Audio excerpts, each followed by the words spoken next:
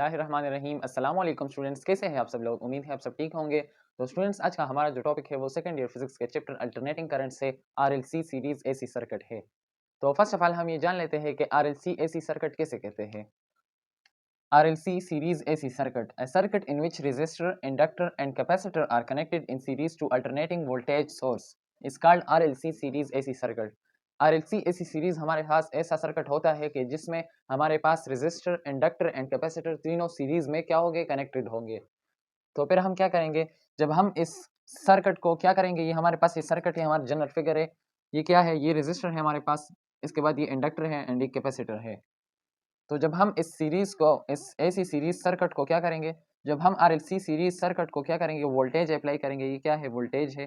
जब हम इसको वोल्टेज अप्लाई करेंगे तो क्या होगा, वोल्टेज अक्रॉस रेजिस्टर जो होगा वो क्या होगा, V R is equal to I R होगा। इसके बाद जब हम इसके बाद वोल्टेज अक्रॉस इंडक्टर क्या होगा, तो वोल्टेज अक्रॉस इंडक्टर क्या होगा, V L is equal to I X L. इसके बाद वोल्टेज अक्रॉस कैपेसिटर क्या होगा, तो वो होगा V C is equal to I X C. तो जैसा कि हम फिगर में देख सकते हैं कि रेजिस्टर में क्या होगा, करंट एंड वोल्टेज क्या होगा, current and voltage are in phase. And inductor में क्या होगा, voltage lead the current by 90 degree. ये क्या है, voltage lead the current by 90 degree. And capacitor में क्या होगा, कैपेसिटर में होगा कि voltage lags behind current by 90 degree. यहाँ क्या होगा, यहाँ ये लीड करेगा वोल्टेज, यहाँ पर वोल्टेज लेग होगा बिहाइंड द करंट। तो इसके बाद हम इसका फेजर डायग्राम ड्रा करते हैं। तो इसका फेजर डायग्राम जो होगा वो कुछ इस तरह होगा कि यहाँ पर क्या है, वोल्टेज, यहाँ पर क्या है, करंट एंड वोल्टेज क्या है, यहाँ पर इन पेज है, एक ही पेज में है करंट एंड वोल्टेज। इसके अलावा ये वाला केस हो गया। इसके बाद कौन सा केस है कि voltage lead the current by 90 degree. तो ये क्या है, वोल्टेज लीड करेगा करंट को, क्या करेगा, 90 डिग्री पर इसको लीड करेगा। इसके बाद ये वाला केस भी हो गया और ये भी हो गया। इसके बाद ये तीसरा नंबर केस है, इसमें क्या होगा, वोल्टेज लेग्स होगा बिहाइंड द करंट। तो इसमें क्या है, वोल्टेज लेग हो रहा है बिहाइंड द करंट, ये करंट है, ये वोल्टेज है, यहाँ पर लेग हो रहा है behind the current by 90 degree. तो ये वाला केस भी यहाँ पर हो गया है। तो ये इसका जनरल फेजर डायग्राम था। इसके बाद यहाँ पर हम इसकी मैथमेटिकल डेरिवेशन करते हैं। तो अब हम इसकी मैथमेटिकली डेरिवेशन करते हैं। तो इसमें हम क्या करेंगे, इससे हम ये triangle O A B triangle जो है ये हम इसे कंसिडर करेंगे और इसी के बेस पर हम मैथमेटिकल डेरिवेशन करेंगे। We consider triangle O A B, ये वाला जो रीजन है ओ ए एंड बी, जब हम इसको कंसिडर करेंगे तो इस पर हम क्या करेंगे, इसके बाद हम क्या करेंगे, applying Pythagoras theorem, applying Pythagoras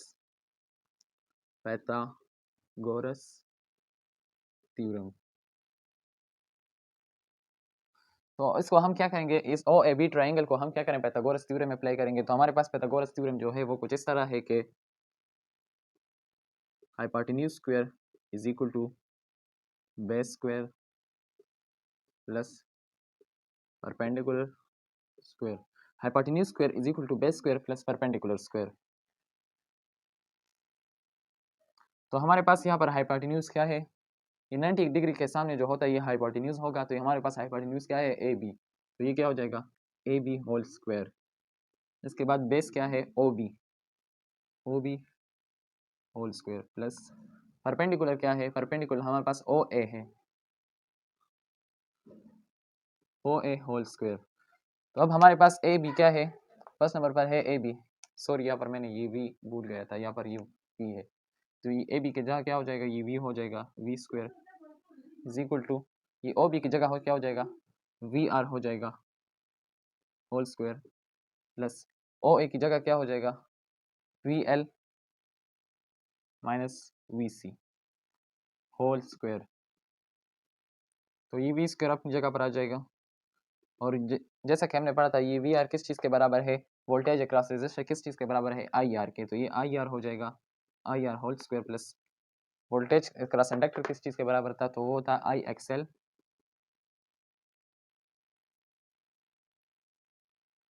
minus voltage across capacitor किस चीज़ के बराबर था, तो वो था आई एक्स सी।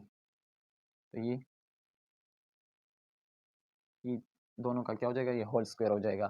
तो अब इसके बाद हम क्या करेंगे, इसको हम वी स्क्वायर हो जाएगा और इन दोनों पर अलग अलग स्क्वायर आ जाएगा, आई स्क्वायर हो जाएगा एंड आर स्क्वायर हो जाएगा प्लस ये आई जो है ये दोनों में आई कॉमन है, तो हम इससे ये आई कॉमन ले लेंगे और ये x L minus X C ये अपनी जगह पर रह जाएंगे और होल स्क्वायर इन दोनों पर आ जाएगा।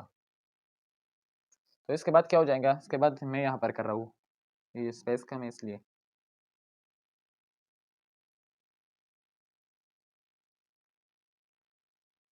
ये वी स्क्वायर अपनी जगह पर आ जाएगा, वी होल स्क्वायर, और ये आई स्क्वायर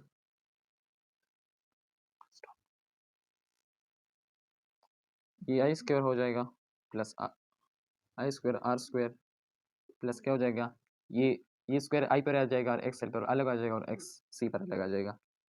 क्या हो जाएगा, ये I square minus X L minus X C, ये माइनस नहीं है सॉरी यहाँ पर, इस पर ये अलग स्क्वायर आ जाएगा। इसके बाद हम क्या करेंगे, इस दोनों से ये क्या आई स्क्वायर कॉमन ले लेंगे।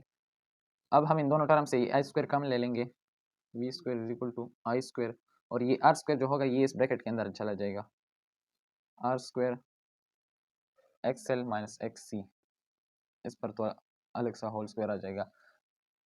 अब हम इस पूरे टर्म पर अंडर रूट ले लेंगे, तो यहाँ पर वी स्क्वायर पर अंडर रूट आ जाएगा, I square R square X L minus X C whole square, इस पर भी अंडर रूट आ जाएगा और इस पर भी आ गया, तो ये स्क्वायर इस अंडर रूट के साथ कैंसिल हो गया, वी रह गया, और ये स्क्वायर इस अंडर रूट के साथ कैंसिल हो गया, I R square X L minus X C ये होल स्क्वायर हो जाएगा और इस पर भी ब्रैकेट आ जाएगा। तो जब हम इस पर ये अंडर रूट आ जाएगा, तो अब इस टर्म को क्या कहते हैं, जिस under root R square X L minus X C whole square, इस टर्म को क्या कहा जाता है, impedance of R L C circuit. Impedance अब किसे कहते हैं, एम्पिडेंस रिएक्टेंस एंड रेजिस्टेंस के कंबाइंड इफेक्ट को एम्पिडेंस कहते हैं।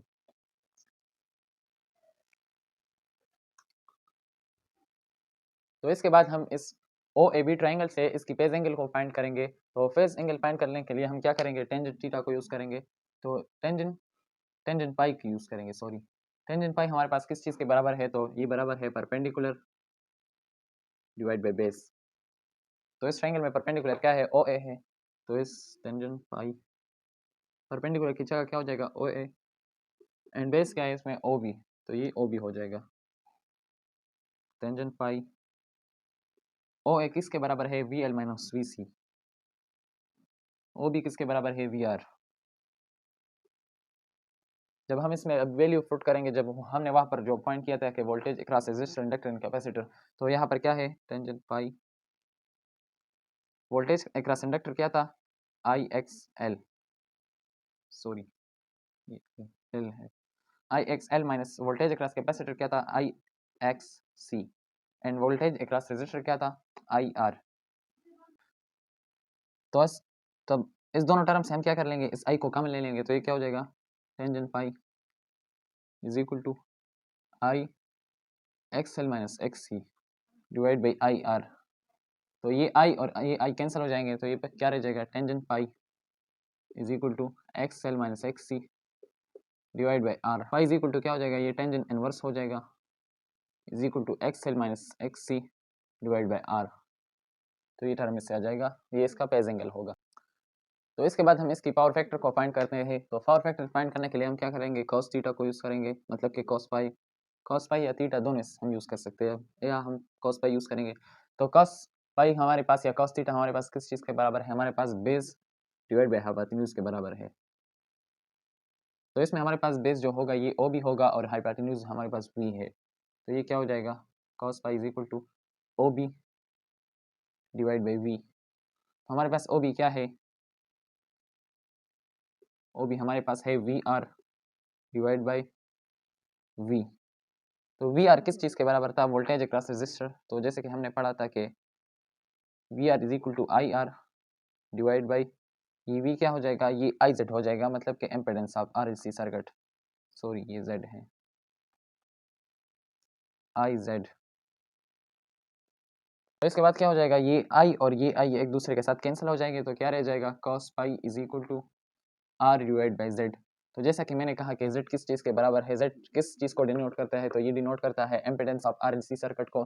तो cos phi is equal to R divide by हमारे पास जो इम्पीडेंस ऑफ RLC सर्किट था वो कुछ इस तरह था कि R² plus XL minus XC whole square. तो ये था इसका पावर फैक्टर। जब हमारे पास XL XC से क्या होगा, ग्रेटर होगा, तो हमारे पास फेज एंगल क्या होगा, पॉजिटिव होगा end voltage lead the current करेगा। एंड इसके अलावा जब अगर हमारे पास XL की वैल्यू XL क्या होगा, लेस देन होगा XC से, हमारे पास जो फेज एंगल होगा वो नेगेटिव होगा एंड क्या होगा, वोल्टेज लेग होगा। इसमें तो लीड कर रहा है करंट को, इस केस में क्या होगा, वोल्टेज लेग होगा बिहाइंड द करंट। इसमें क्या होगा, लीड करेगा, यहाँ पर लेग होगा। कि क्या चीज़ लीड करेगा और क्या चीज़ लेग होगा, तो वो क्या होगा, वोल्टेज। वोल्टेज। तो स्टूडेंट्स आज का हमारा जो टॉपिक था RLC सीरीज AC सर्किट वाला, वो यहाँ पर एंड होता है। इसके अलावा अगर आपको किसी भी किस्म का क्वेश्चन हो तो आप मुझसे कमेंट्स में पूछ सकते हैं। इसके अलावा अगर वीडियो पसंद आई हो तो अपने दोस्तों के साथ शेयर करें, वीडियो को लाइक करें एंड चैनल को सब्सक्राइब करें। Thanks for watching.